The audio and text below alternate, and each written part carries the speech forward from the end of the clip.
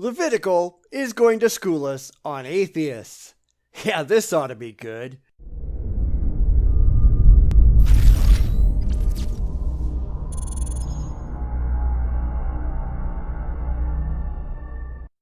Now, I usually don't bother with much that Levitical has to say, but I came across this video a long time ago and then promptly forgot about it.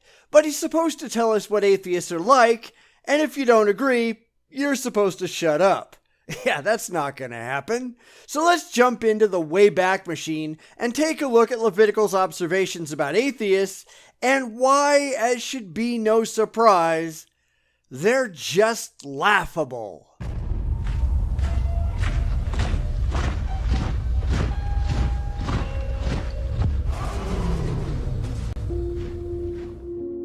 My favorite field of study, the subject I've always enjoyed learning more about, is psychology, the study of the human mind and people's behavioral tendencies. And there's really nothing wrong with that. Of course, you ought to learn how to turn that science inward so that you can recognize where you're going completely wrong with your religious beliefs, but I guess that's a story for a different time. For the past 6 years, I have been analyzing the traits, areas of interest, upbringings, emotional tendencies, and reasoning methods of the atheist. Here we see the atheist in their natural environment. In this video, I will briefly explain the two different types of atheists you will encounter, both online and on the streets. So, these two kinds of non-believers are militant and passive. Which just goes to show that you haven't studied atheists in any real detail, because there are certainly many more types of atheists than just two. But sure, let's see what you got. The militant atheist is usually in favor of communism, or at least socialism. Not to say that it's impossible, but you will be hard-pressed to find a militant atheist who is openly in favor of a right-wing political stance. You mean, like me? This is where I first start to doubt his experiences, because an estimated 20% of atheists self-identify as conservative. If you're hard-pressed to find 1 in 5 atheists, something is wrong with your selection methods.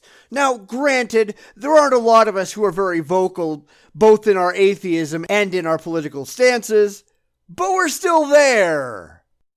He is typically homosexual or bisexual. In fact, in all my experiences dealing with militant atheists, about 9 times during my debates with them, I have been hit on. Yeah, I don't think so. Of course, that's not to say that there aren't gay atheists, because there are, just like there are gay Christians and gay Muslims. But I doubt that you're going to have any significant number hitting on you in a public debate. That seems to be a totally egotistical assessment, at least from where I'm sitting. The militant atheist, just like the passive one, is almost always brought up in some kind of Christian household. Whether Protestant or Catholic, the militant atheist was raised by Christian parents and often attended church. Well, that certainly describes me. I was brought up in a religious household and was very serious about my Christianity. When you have a nation where the vast majority of people purport to be Christian, of course most atheists would be raised in such a household. That doesn't mean that I don't know quite a few outspoken atheists who were never religious, so it's certainly not at all universal. They become atheists upon adulthood, but in reality they are already gone long before that. Not here. Now, I've told that story before, so I won't tell it again. I'll just leave a link to that tale in the description. But while it took me a couple of years to completely reject religion, I wasn't gone long before that. I wasn't even gone when I started to question the validity of Christianity. I wanted to remain Christian. I was convinced that Christianity was true, right up until I wasn't. Between the militant and the passive atheist, it's always the militant ones that have experienced far more traumatic events in their youth. Nope, nothing traumatic here. I never had a bad experience with the church or any religious leader. In fact, I would say that overall, my experiences with religion were overwhelmingly positive. It wasn't an emotional exit from religion for me, it was solely an intellectual one. Parents are separated, molested as a child, beaten by their father, bullied in school, and often struggling with depression. This is why the militant atheists are greatly motivated by their emotions. Absolutely none of that ever happened to me. And as anyone who watches my channel knows, I am not at all motivated by emotion, unlike the religious. It is where the maxim is realized that hurting people hurt people. Which is really just nonsense when you think about it. It's an emotional attempt to smear the opposition because you have no means whatsoever to show that what you believe is factually true. And often when someone is angry at an ideology, the best that they can do is utilize a passionate rhetoric and demoralize it. I'm not angry at Christianity. I'm just convinced, for intellectual reasons, that it's false, just as I am with every other religion. I think all religion harms humanity, whether most of humanity is willing to admit it or not. I don't hate Christianity, and I don't hate Christians. I oppose delusion. The militant atheist is entirely oblivious to parables and hyperboles. No. In fact, I recognize them more so than the religious do. It's Christians who take stories like the creation of the world and the flood seriously. It's the religious that believe in silly books of mythology and think that the supernatural is real. Atheists, pretty much without exception, understand that those things just aren't factually correct. These will fly right over their head, and the militant will often make fun of you for trying to use parables and hyperboles. You have to speak as simply and as literally as you can, because their impatient mind cannot process allegories. Hey, way to infantilize the opposition there, pal. But you know, it isn't the atheists who believe in imaginary friends in adulthood or anything. Maybe the reason you have to explain things slowly is because they're so busy laughing at you. The passive atheist is part of a minority within the atheist crowd. Actually, no. They are by far the vast majority. In society, there are tons and tons and tons of people who simply don't believe in gods without ever talking about it, without ever even considering it, because the concept is completely foreign to them. Now, I'm not a passive atheist by any means, mostly because I find religion so completely harmful to society as a whole, but there are far more of them than there are so-called militant atheists. As usual, and as should be no surprise, Levitical has no clue what the hell he's talking about. He can be anywhere on the political compass, but indeed he is still, most often, left of center, and often libertarian. Okay, so what? The only reason that's the case is because atheists tend to skew young, and the young tend to skew liberal. Correlation and causation and all that. They also tend to be male. Who cares? The reason for his passive stance on atheism is that he values certain fields of study, a special someone, or a hobby over his feelings towards religion. That may be the case, but the reality is often that they just have other things to do.